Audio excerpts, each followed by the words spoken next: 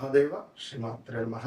Welcome to our channel. ఎవరైతే కుంభరాశి ప్రేక్షకులు ఉన్నారో కుంభరాశి వారికి సంబంధించి మరి గత 2025 జూన్ జూలై నుండి కూడా మీ పరిస్థితి అసలు బాగాలేదు. సుమారుగా అక్టోబర్ నుండి కుంభరాశి వారికి మరి అప్పుల బాధలు తొలగిపోవాలనుకున్నా, ఫైనాన్షియల్గా కొంత మంచి స్టెబిలిటీ ఉండాలి అనుకున్నా, లేదా ఏమైనా కుంభరాశి వారికి కొంత అదృష్టం కలిసి రావాలి అనుకున్నా, కుంభరాశి వారికి వ్యాపారంలో అభివృద్ధి ఉండాలనుకున్నా, ఈ అద్భుతమైనటువంటి రెమెడీలను పాటించండి. మీ జీవితంలో మంచి మంచి ఉపయోగకరమైనటువంటి సందర్భాలను, ఆనందకరమైనటువంటి జీవితాన్ని గడపండి. కుంభరాశి వారు 2018, 19, 20, 21లో మీ జీవితం ఎంతో అతలాకుతలమైంది. చాలా అంటే చాలా ఇబ్బందులను ఫేస్ చేశారు. ఎన్నెన్నో ఇబ్బందులను ఫేస్ చేశారు. ఎంతో కొంతమేర యాక్సిడెంట్స్ కానీ, వాహన ప్రమాదాలు కానీ, కొంతమేర మీరు మాట్లాడేటువంటి కొన్ని మాటలు ఎదుటి వ్యక్తికి అబ్బా అనిపిస్తాయి, కానీ మీరు పాటించరు కొన్ని సందర్భాలలో. అదేవిధంగా ఎవరైతే కుంభరాశి వారు ఉన్నారో సంతానం కోసం ఇబ్బంది పడి అటువంటి వారు 10-12 సంవత్సరాల నుండి కూడా ఇబ్బంది పడేటువంటి వారు చాలామంది ఉన్నారు. అది వ్యక్తిగతంగా వన్స్ నన్ను కలిసిన తర్వాత తప్పకుండా అమ్మవారి యొక్క అనుగ్రహం మీకు ఉంటుంది. ఏది ఏమైనప్పటికీ కూడా నన్ను కలవక ముందు, నన్ను కలిసిన తర్వాత అనేటువంటి విషయాలను మాత్రం నేను గర్వంగా చెప్పుకుంటాను. అది నా మీద భరోసా కాదు, నాకు అమ్మవారు ఇచ్చినటువంటి ఆజ్ఞ, అమ్మవారు ఇచ్చినటువంటి నాకు వరం, అంతే. కనుక ఈ కుంభరాశి వారికి మరి గడిచిన సందర్భాలు కానీ, చాలా లవ్ బ్రేకప్స్ ఉండడం, మీ జీవితంలో ఈగో ఫీలింగ్కు వెళ్ళి చాలా మిస్ అయినటువంటి సందర్భాలు చాలా ఉంటవి. ఇల్లీగల్ అఫైర్స్ కావచ్చును, కొంత వివాహం కాకముందే కొన్ని మీరు అసలు జీవితం అంటే ఏంటిదో చూసేసినటువంటి సందర్భాలు 1-2 అని కాదు. శనివారం పేదలకు నల్ల నువ్వులు కానీ, తెల్ల నువ్వుల ఉండలను పంచిపెట్టడం కానీ, ఏమైనా దుప్పట్లను పంచిపెట్టడం ద్వారా మీకు అత్యంత అద్భుతమైనటువంటి లక్ష్మీ యోగం ఏర్పడుతుంది. అప్పులు తీరేటువంటి పరిస్థితి, ఎంత కష్టపడినా ఫలితం కనిపించడం లేదా అని అనుకునేటువంటి వారి కోసము ఈ రెమెడీలు చెప్తూ ఉన్నాను. ఇక మీరు కాలానికి ముందే ఆలోచిస్తారు, అందుకే చాలామంది మిమ్మల్ని ఆలస్యంగా అర్థం చేసుకుంటారు. ఈ విషయం కూడా గమనించుకోండి. ఈ యొక్క కుంభరాశి వారికి మీకు ఇచ్చే ట్యాగ్లైన్ ఏమిటి అంటే, ఈ రోజు నేను అర్థం చేసుకోకపోవచ్చు, రేపు నిన్ను అనుసరిస్తారు. ఇవాళ మిమ్మల్ని అర్థం చేసుకోకపోవచ్చు, కానీ రేపటి రోజున మిమ్మల్ని అనుసరిస్తారు అని చెప్పడం జరుగుతున్నది. మీకు ఇచ్చేటువంటి ట్యాగ్లైన్. కుంభము అంటేనే నిండుకుండా తొనకదు అని అనుకునేటువంటి పరిస్థితి.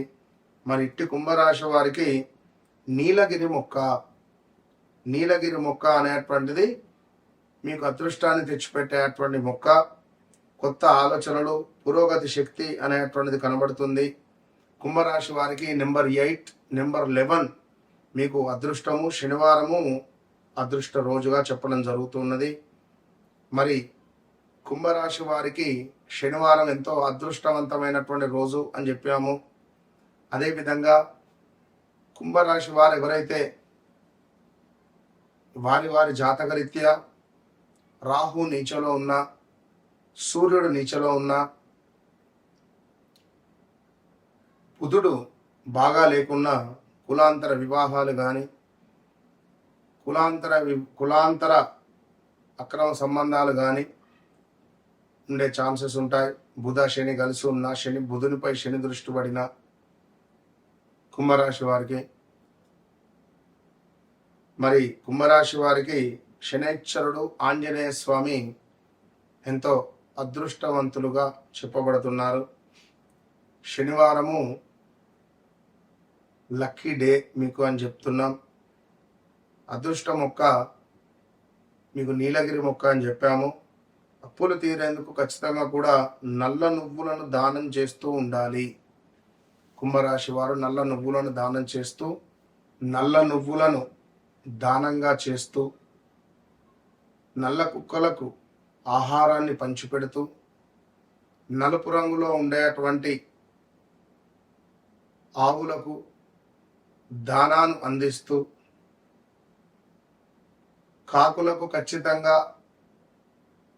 ఆహారాన్ని, నీటినో, అమావాస్యకు శ్మశానంలో కాకులు విపరీతంగా ఉంటాయి. అమావాస్యకే కాదు, ఎప్పుడైనా ఉంటాయి అక్కడ. సో మీరు అక్కడకు వెళ్ళినా కూడా కాకులకు ఆహారం పెట్టినా కూడా ఎంతో మంచి లభిస్తుంది. కుంభరాశి వారికి రాబోయే రోజులలో కొన్ని గొడవలు, అప్పులు పుట్టడము, అప్పు సంబంధిత ఇబ్బందులు నుండి విముక్తి కలిగేటువంటి పరిస్థితి, ఏమైనా గవర్నమెంట్ రిలేటెడ్ ఉద్యోగం కానీ, గవర్నమెంట్ రిలేటెడ్ ఏదో ఒకటి మీకు లాభము జరగబోతున్నది, గౌట్ రిలేటెడ్. సో కుంభరాశి వారికి తప్పకుండా కూడా ఇంకా చూసుకున్నట్టయితే ఇందాక మనం చెప్పుకున్నాం నీలగిరి వృక్షము అని.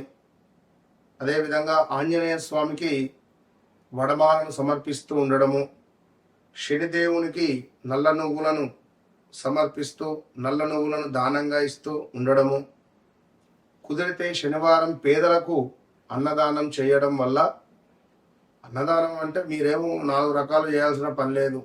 సాంబార్ రైసో, కర్డ్ రైసో, పులిహోరనో చేసి నలుగురికి పంచండి, అదే 10,000. ప్రతి శుక్రవారము లేదా ప్రతి పౌర్ణమి రోజున మీరు విశేషంగా కూడా ఓం శ్రీం మహాలక్ష్మీ నమః అనేటువంటి మంత్రాన్ని ఒక 1000 సార్లు చదువుకున్న ఎడల, నేతితో దీపారాధన చేసిన ఎడల మీ జీవితంలో మంచి మార్పు ఉంటుంది. ఏది ఏమైనప్పటికీ కూడా వ్యక్తిగత జాతక రీత్యా నడిచే దశ అంతర్దశలలో ఖచ్చితంగా మీకు ఎలాంటి దశలు నడుస్తున్నాయి చెక్ చేసుకోండి. ఒకసారి నన్ను కలవక ముందు, నన్ను కలిసిన తర్వాత, నాతో మాట్లాడక ముందు, నాతో మాట్లాడిన తర్వాత అనేది మీ జీవితంలో వినలేని అంశంగా అద్భుతంగా ఉంటుంది. 30వ తారీఖు జూన్ నెలలో గోకర్ణ క్షేత్రంలో మన ఆధ్వర్యంలో మహాన్యాసపూర్వక ఏకాదశ రుద్ర పారాయణం, రుద్ర అభిషేకం కలదు. గోకర్ణ క్షేత్రంలో, మరి కర్ణాటకలో గల గోకర్ణ క్షేత్రం అత్యంత పవర్ఫుల్ కలిగినటువంటి క్షేత్రంలో మహాన్యాసపూర్వక ఏకాదశ రుద్రాభిషేకం 11 మంది బ్రాహ్మణుల చేత రుద్రాన్ని 11 సార్లు పారాయణం చేయించేటువంటి కార్యక్రమం, అత్యంత పుణ్య కార్యక్రమం. ఇది కూడా క్షేత్రంలోనే.